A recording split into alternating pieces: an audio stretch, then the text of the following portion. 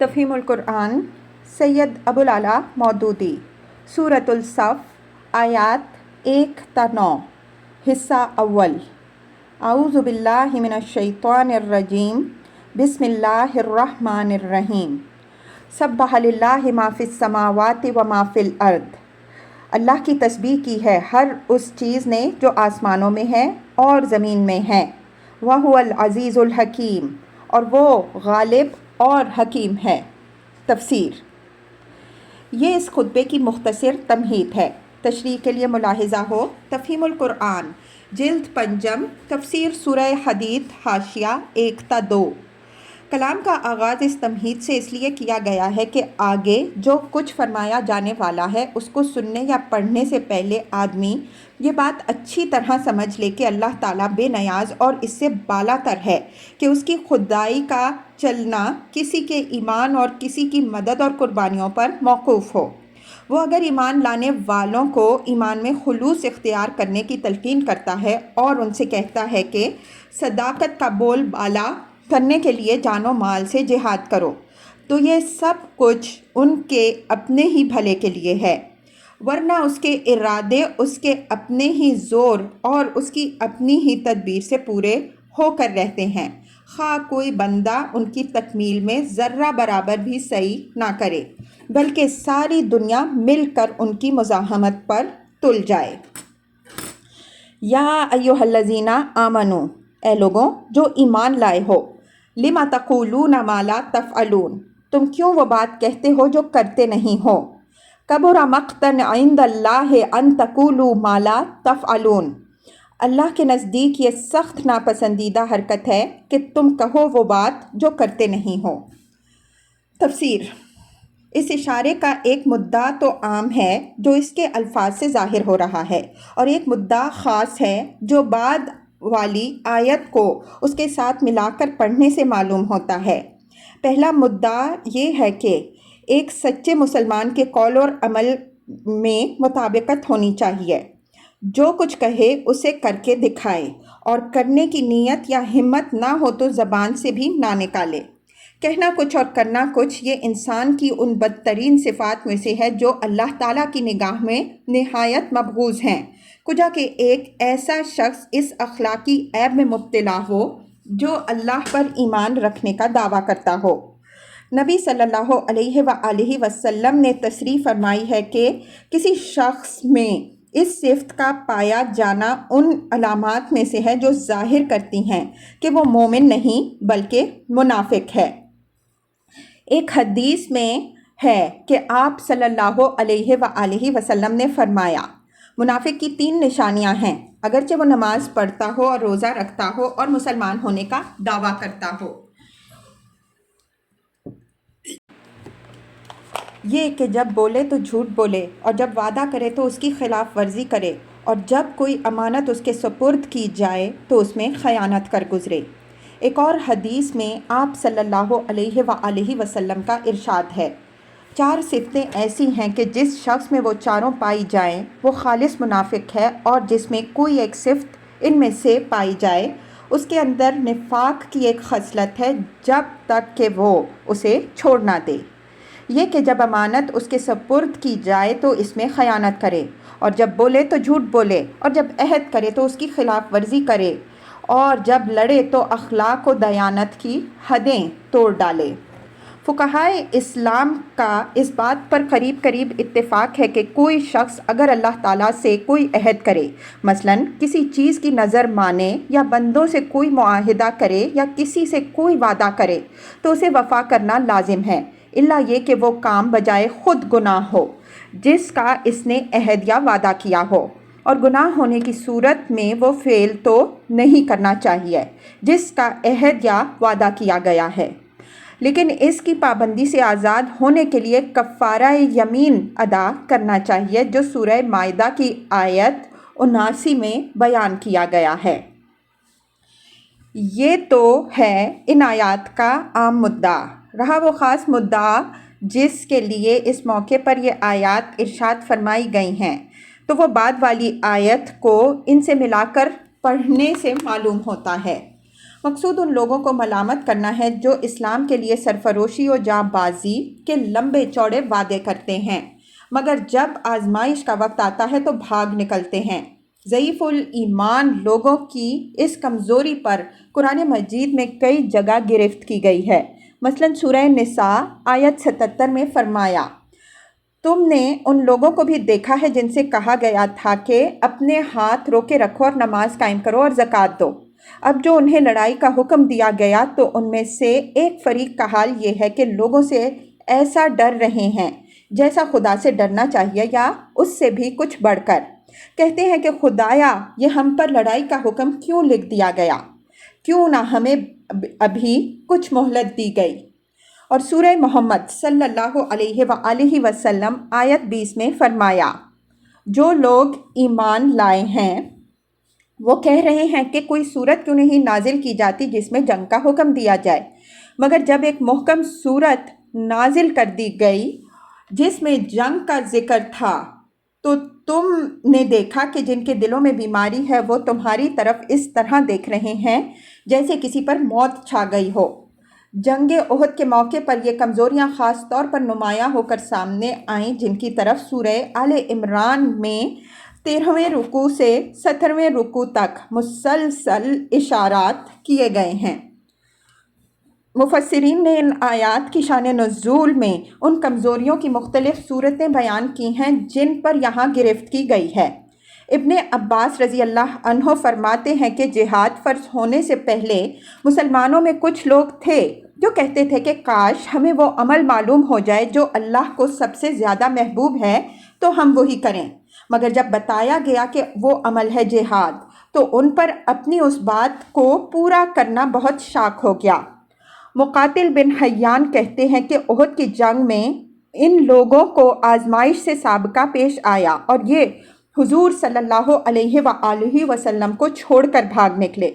ابن زید رحمہ اللہ کہتے ہیں کہ بہت سے لوگ نبی صلی اللہ علیہ وآلہ وسلم کو یقین دلاتے تھے کہ آپ صلی اللہ علیہ وآلہ وسلم کو دشمنوں کے مقابلے کے لیے نکلنا پڑا تو ہم آپ صلی اللہ علیہ وآلہ وسلم کے ساتھ نکلیں گے، مگر جب وقت آیا تو ان کے وعدے جھوٹے نکلے۔ قتادہ اور ضحاک کہتے ہیں کہ بعض لوگ جنگ میں شریک ہوتے بھی تھے تو کوئی کارنامہ انجام نہ دیتے تھے مگر آ کر یہ ڈینگے مارتے تھے کہ ہم یوں لڑے اور ہم نے یوں مارا۔ ایسے ہی لوگوں کو اللہ تعالیٰ نے ان آیات میں ملامت کی ہے۔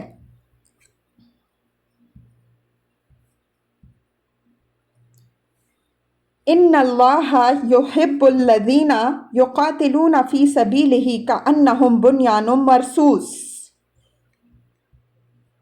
اللہ کو تو وہ لوگ پسند ہیں جو اس کی راہ میں اس طرح صف بستہ ہو کر لڑیں گویا وہ ایک سیسا پلائی ہوئی دیوار ہیں۔ تفسیر۔ اس سے اول تو یہ معلوم ہوا کہ اللہ تعالیٰ کی خوشنودی سے وہی اہل ایمان سرفراز ہوتے ہیں جو اس کی راہ میں جان لڑانے اور خطرے سہنے کے لیے تیار ہوں۔ دوسری بات یہ معلوم ہوئی کہ اللہ کو جو فوج پسند ہے اس میں 3 صفات پائی جانی چاہیے۔ ایک یہ کہ وہ خوب سوچ سمجھ کر اللہ کی راہ میں لڑے اور کسی ایسی راہ میں نہ لڑے جو فی سبیل اللہ کی تعریف میں نہ آتی ہو۔ دوسری یہ کہ وہ بد نظمی اور انتشار میں مبتلا نہ ہو بلکہ مضبوط تنظیم کے ساتھ صف بستہ ہو کر لڑے۔ تیسری یہ کہ دشمنوں کے مقابلے میں اس کی کیفیت سیسا پلائی ہوئی دیوار کی سی ہو۔ پھر یہ آخری صفت بجائے خود اپنے اندر معنی کی ایک دنیا رکھتی ہے۔ کوئی فوج اس وقت تک میدان جنگ میں سیسا پلائی ہوئی دیوار کے مانند کھڑی نہیں ہو سکتی جب تک اس میں حسب ذیل صفات پیدا نہ ہو جائیں۔ عقیدے اور مقصد میں کامل اتفاق جو اس کے سپاہیوں اور افسروں کو آپس میں پوری طرح متحد کر دے۔ ایک دوسرے کے خلوص پر اعتماد جو کبھی اس کے بغیر پیدا نہیں ہو سکتا کہ سب فی الواقع اپنے مقصد میں مخلص اور ناپاک اغراض سے پاک ہوں، ورنہ جنگ جیسی سخت آزمائش کسی کا کھوٹ چھپا نہیں رہنے دیتی اور اعتماد ختم ہو جائے تو فوج کے افراد ایک دوسرے پر بھروسہ کرنے کے بجائے الٹا ایک دوسرے پر شک کرنے لگتے ہیں۔ اخلاق کا ایک بلند معیار جس سے اگر فوج کے افسر اور سپاہی نیچے گر جائیں تو ان کے دلوں میں نہ ایک دوسرے کی محبت پیدا ہو سکتی ہے اور نہ عزت، اور نہ وہ آپس میں متصادم ہونے سے بچ سکتے ہیں۔ اپنے مقصد کا ایسا عشق اور اسے حاصل کرنے کا پختہ عزم جو پوری فوج میں سرفروشی و جانبازی کا ناقابل تسخیر جذبہ پیدا کر دے اور وہ میدان جنگ میں واقعی سیسا پلائی ہوئی دیوار کی طرح ڈٹ جائے۔ یہی تھی وہ بنیادیں جن پر نبی صلی اللہ علیہ وآلہ وسلم کی قیادت میں ایک ایسی زبردست عسکری تنظیم اٹھی جس سے ٹکرا کر بڑی بڑی قوتیں پاش پاش ہو گئیں اور صدیوں تک دنیا کی کوئی طاقت اس کے سامنے نہ ٹھہر سکی۔